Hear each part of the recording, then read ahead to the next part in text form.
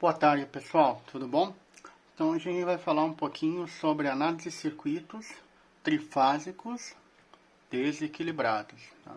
Antes da gente entrar na questão de como resolver a parte de circuitos desequilibrados, a gente precisa aprender ou relembrar como identificar, né? Então, vamos dividir o circuito em duas partes, né? A questão de fonte ou gerador, né? E a questão de impedâncias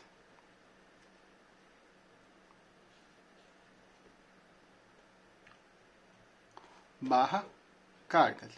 Por que impedância barra carga? As cargas não são impedâncias? Sim, são impedâncias, né? Só que aqui a gente tem que levar em consideração também as impedâncias de linha, né? E as impedâncias da carga. Então é só para exemplificar para que a gente possa não esquecer das cargas da linha. Então, quando a gente tem um gerador, a gente pode ter ele de duas formas de ligação, né? A gente pode ter o meu gerador em delta, né? Ou em estrela. O que vai identificar que o meu gerador ou a minha fonte ela é desequilibrada? Lembrando que se as tensões de linha das três fases precisam ser iguais para que eles sejam equilibrados. As tensões de linhas precisam ser iguais, né? As tensões de face, por consequência, teriam que ser idênticas também. É correto afirmar isso? A resposta é não. O que precisa ser igual para ele ser equilibrado é que o módulo da tensão das três fases tem que ser igual, ok? Isso para ele ser equilibrado. Agora, para que ele seja desequilibrado, basta que uma dessas tensões seja diferente. Aqui, então, vou representar como diferente, ok? Além disso, ele tem uma outra característica, né? Que é a questão da defasagem angular, né? Entre tensão. Defasagem ou deslocamento angular. Se o deslocamento ou defasagem que a gente encontra for diferente de 120 graus, né, entre fases, for diferente de 120 graus entre tensões de linha ou tensão de fase, o circuito é desequilibrado. Perdão, o gerador é desequilibrado, por consequência, o circuito também será desequilibrado. Ok? Se a gente, por acaso, a minha fonte for equilibrada, né? Minha fonte ou gerador for equilibrada, porém, o meu circuito ainda pode não ser equilibrado. Por quê? Para que ele seja equilibrado, eu preciso satisfazer as duas condições. Tanto o gerador ou a fonte precisa estar equilibrado, né? Como as impedâncias por fases também precisam ser equilibradas. Relembrando que para que um circuito seja equilibrado, as impedâncias, né? Seja equilibrado, o somatório das impedâncias por fase tem que ser igual nas três fases, né? Então, a gente representou lá, onde a gente tinha a impedância da fase A, né? Onde a gente poderia ter a impedância de linha, né? Da fase A, mais a impedância da carga da fase A. Né? Aqui representado como o somatório dessas impedâncias é como ZA, a impedância da fase A. Ok? A impedância da fase B, por sua vez, a mesma coisa, né? Se representará pelo somatório da impedância de linha mais a impedância da carga da fase B. E por último, e não menos importante, a fase C, né? Que também vai ser o somatório da impedância de linha da fase C mais a impedância da carga da fase C. Ok? Então, para que o circuito seja equilibrado, somatório dessas três impedâncias tem que ser igual, né? Nesse caso, ele será desequilibrado quando ele não satisfazer essa condição, ou seja, se GA ou uma dessas três aqui, GA, GB e GC, seja diferente das demais. Então, que seja diferente. Aqui não ficou tão bom, né, a ilustração. Vou reescrever aqui embaixo, né? Então, que GA seja diferente de GB, né, da impedância da fase B, que seja diferente da fase C. Ah, professor, as três precisam ser diferentes para que ele seja desequilibrado? Não. Basta que uma delas seja diferente das demais, as outras duas podem ser igual, e inclusive o gerador ser totalmente simétrico e equilibrado, que tendo uma impedância diferente das outras, o circuito é considerado desequilibrado, ok? Então, essa aqui é uma pequena revisãozinha para a gente poder começar a trabalhar com a questão dos circuitos desequilibrados, ok? Então é importante lembrar dessas duas condições, ok? Outro detalhe importante de lembrar é que um circuito desequilibrado ele pode ter cargas equilibradas, né? Porque ele pode ter um desbalanceamento nas impedâncias de linha e vice-versa. Eles podem ter a impedância de linha equilibrada e as cargas desequilibradas. E assim ele será um circuito desequilibrado. Ok? Então, vamos trabalhar com a questão de análise de circuitos da mesma forma, né? Da mesma forma que trabalhamos com a questão de circuitos equilibrados, a gente também vai trabalhar com desequilibrados. A gente vai trabalhar tentando deixar eles todos com equacionamento, para que a gente possa equacionar ele como um circuito estrela-estrela. Então, inicialmente, a gente vai começar vendo todas as configurações, né? E os equacionamentos necessários, e a posteriori a gente vai incluindo novas configurações dentro das possibilidades que nós temos e vamos mostrando como podemos equacionar e utilizar para fins de análise de circuito. Então, o primeiro circuito que a gente vai utilizar e trabalhar é estrela com condutor de nêutron, né? Então, aqui eu vou iniciar ele, né, fazendo o desenho.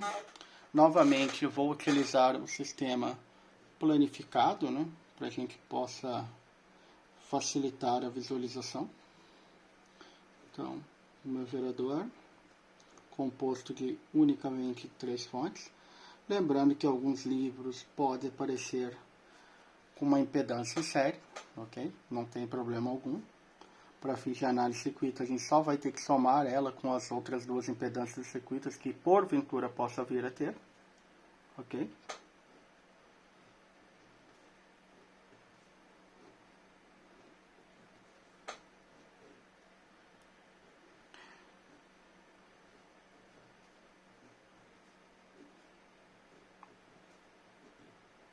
Então aqui está o desenho, vou colocar a nomenclatura seguindo a mesma métrica, né? Com ponto de nêutron, letras maiúsculas nos terminais da fonte, né? Minúsculas nos terminais da carga. Ah, professor, mas eu não gosto de usar nomenclatura com letras, eu prefiro usar números. Não tem problema, aqui é só uma questão de identificação para facilitar a compreensão e ajudar no equacionamento, né? Aqui eu vou representar as três correntes, né? As correntes de linha da fase A, da fase B e da fase C. E vou rotular aqui em caneta verde o valor das fontes, né, de tensão. Lembrando que essa daqui, por ser um circuito em estrela, essa fonte o valor da fonte é o equivalente à tensão de fase. Se fosse a tensão de linha, ela teria que estar conectada entre esses dois terminais. Ok? Que vou representar como ZLA, ZLB e ZLC as respectivas impedâncias de linha do meu circuito e irei rotular como GCA, GCB e GCC as impedâncias da carga por fase, ok? O que não mudou em nada. eu falei que era um circuito com neutro, né? Até agora eu não representei o neutro, né? Isso acontece, né? Faz parte. Vamos colocá-lo aqui. Ok? Se eu tenho um condutor de neutro, eu também preciso exemplificar minha corrente neutra. Agora, vamos lá. Lembrando, anteriormente, quando a gente estava trabalhando com análise de circuitos em trifásicos e sendo eles equilibrados, a gente tinha que a corrente no neutro, por definição, era igual a zero. Agora o meu circuito não é mais equilibrado, então a minha corrente no neutro é diferente de zero. Então eu preciso calcular essa corrente, ok? Então vamos ver como equacionar. Novamente, de forma análoga que a gente vinha fazendo, para fins de resolução de circuito, né, considerando que temos os valores das fontes, temos os valores das impedâncias, tanto de linha como da carga, toda a resolução do exercício se dá em função do descobrimento ou achar os valores das correntes, né? Então, as minhas incógnitas são correntes. De que forma eu posso fazer isso? A gente tem que analisar o circuito. Então, poderia fazer por malhas, poderia fazer, sim. Na verdade, a gente vai fazer malhas, mas novamente, de forma análoga ao circuito equilibrado, a gente vai fechar malhas sempre pelo condutor de neutro, né? Então, quando estivermos analisando a fase A, iremos analisar as contribuições, né? Todas que é de extensão nesse caminho fechado, e fecharemos a malha pelo condutor de neutro. De forma análoga, quando estivermos analisando a fase B, iremos iniciar a análise de malha, né? Pelo condutor da fase B, e iremos fechar a malha pelo condutor de neutro. E idem para a fase C de forma análoga, né? Então, se vocês for visualizar, percebam que a queda de tensão no condutor de neutro, por ser um curto-circuito, é zero. Então, apesar de ser um circuito, né, que a gente está analisando desequilibrado, para fins de análise de circuito, né, a gente vai proceder com o equacionamento de forma análoga, o que a gente fez anteriormente para um circuito equilibrado com um condutor de neutro. E esse será o único caso que a gente vai poder equacionar de forma idêntica, única e exclusivamente por causa do curto-circuito, que é representado pelo condutor de neutro. Então, para que eu possa obter a corrente da fase A, né, basta fechar o equacionamento. Então, a minha única fonte, essa fonte é como se ela estivesse em paralelo, né, entre o terminal A maiúsculo e N'. Então, a minha corrente é a queda de tensão sobre as impedâncias, que é o próprio valor da fonte, né, dividido pelo somatório das impedâncias de fase, né. Esse é o mesmo equacionamento que a gente tem para um circuito equilibrado. De forma análoga, né, para corrente IB, a gente vai ter o que? A fonte da fase, né, VBN, que é essa fonte aqui representada, que é a tensão da fase da fase B, né, está em paralelo com as impedâncias da fase. E idem para o circuito da fase C. Ok? Então, o equacionamento das três correntes fica dessa forma, né? Corrente da fase A é igual a tensão da fase, né? Dividido pelo somatório das impedâncias de fase. Ok? Isso serve para as três. Ok? Uma vez que a gente obteve as correntes, né, de fase, no caso aqui a corrente da fase A, a corrente da fase B e a corrente da fase C, nós conseguimos obter qualquer dado do circuito, né? Por exemplo, se eu quisesse, no circuito equilibrado, a gente calculou a a potência na carga, né? Se a gente quisesse saber a potência total do meu circuito, eu conseguiria calcular aqui tranquilamente a partir das correntes, né? Eu tenho a corrente, por exemplo, analisando a fase A, se eu quiser saber qual é a potência total consumida ou fornecida por circuito por fase, né? A gente teria o quê? Basta somar as duas quedas de tensão, né? O consumo das duas potências, tanto a impedância de linha como a impedância da carga, né? Então seria esses dois somatórios. Considerando que nós temos o quê? Que a corrente da fase é a mesma que passa pelas duas impedâncias por elas estarem em série, e nós já sabemos o valor, a gente poderia simplesmente calcular a potência, né, consumida da fase A pela equação. O módulo da corrente da fase A ao quadrado, que multiplica a impedância total, que no caso é o somatório das duas impedâncias, a impedância da linha e a impedância da carga. Ok? E aí, se vocês quiserem ou precisarem saber a potência ativa, basta fazer a decomposição, né? Que será o módulo da potência aparente, né? Obtida pela equação anterior, vezes o cosseno do ângulo, né? E a potência reativa, né? Vou trocar aqui de C para não fazer menção à carga, para F, né? Para ficar como se fosse a potência da fase A, né? Eu acho que fica melhor e evita uma interpretação equivocada. Seno do A. Ok?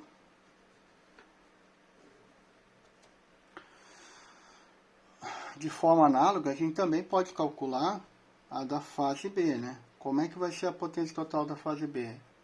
Usando o mesmo equacionamento, porém, usando os valores da fase, né? Vai ser o módulo da corrente vezes o somatório das potências da fase B.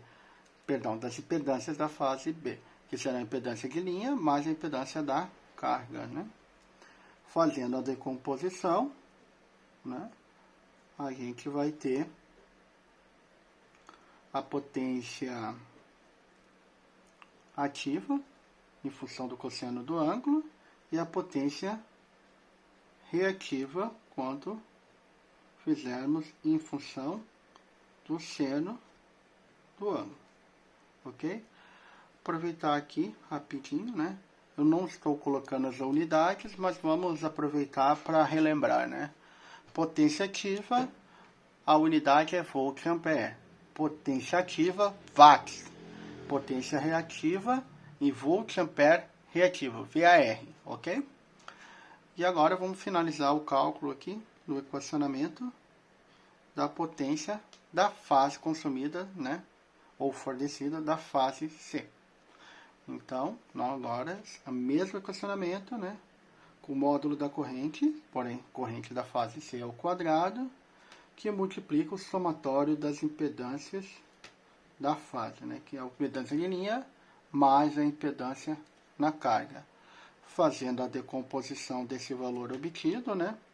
Módulo da potência aparente vezes o cosseno do ângulo, né? Da fase, vai me dar a potência ativa. E para obter a potência reativa, eu faço o módulo da potência aparente vezes o seno do ângulo da carga. Ok? Então, aqui eu demonstrei o equacionamento principal, que a gente obtém as correntes, e o equacionamento das potências por fase. Se eu quiser saber a potência total consumida, o que eu vou precisar fazer? Para esse circuito, simplesmente somar. Podemos fazer aqui adiante, só um detalhe aqui para não passar desapercebido, né? Para a gente poder encerrar aqui o equacionamento, é esse detalhe aqui que a gente colocou, né? A gente frisou no início que a corrente neutra é diferente de zero. Como eu obtenho essa corrente neutra? Corrente neutra a gente vai obter em função das correntes de fase que nós já calculamos, ou melhor, já equacionamos, né? A gente vai fazer a análise nodal neste ponto, né? Ao fazer a análise nodal nesse ponto, o que a gente tem? Que a corrente neutra é igual ao somatório das correntes de fase, né? Que as três que estão entrando, a única que está saindo é a corrente neutra. Então, fica igual a IA mais IB mais IC. ok? Então, por isso que nós podemos dizer que se a gente já tiver o equacionamento ou obter as correntes de fase, a gente consegue calcular todo e qualquer item do circuito, ok? Agora, retomando aqui, a gente tem o equacionamento das potências de fase, e aí só para a gente poder obter o fator de potência total do circuito, da carga, né, da potência consumida e a potência total consumida, vamos dar continuidade. Aqui nesse momento, só retomando, a gente calculou as potências individualizadas por fase, e aí, para que a gente possa obter a total, né, basta que a gente faça o somatório delas. Então, de forma simples, lembrando que os valores das potências irão dar distintos, né, tanto da fase A, da fase B e da fase C, porque a gente está trabalhando com um circuito desequilibrado. Então, obrigatoriamente, para que a gente possa obter a potência total do circuito trifásica, a gente precisará somar as potências. Lembrando que toda vez que a gente for fazer uma potência, somatório de potências, nós não podemos somar as potências aparentes. Temos que fazer o somatório das potências ativas, né, e as potências reativas, ou seja, que tem o mesmo deslocamento angular. No caso 0 e 90 ou menos 90, no caso se for capacitivo. Então ficaria dessa forma, né? Potência ativa da fase A mais a potência ativa da fase B mais a potência ativa da fase C. Isso em watts, né? Me daria a potência total consumida, né? Potência ativa total consumida. Para que eu possa obter a potência reativa total do meu circuito, eu faço o somatório das potências reativas por fase, né? Da fase A, da fase B e da fase C. Ah, professor, se uma das minhas potências der negativa, eu levo o sinal? Sim, você tem que usar o sinal aqui. Por quê? Significa que é uma potência capacitiva. Então, ela irá subtrair o valor ou reduzir o valor da potência indutiva das demais fases. E vice-versa, ok? Então, se o cálculo der um valor negativo, esse sinal tem que aparecer aqui também, ok? E aí, por fim, uma vez feito o somatório, né? Para obter a potência, né, consumida total, aparente, a gente usa o equacionamento, né? Raiz quadrada da potência trifásica ativa ao quadrado, mais a potência reativa trifásica ao quadrado, e a gente irá obter o valor da potência aparente, agora em volt-ampere.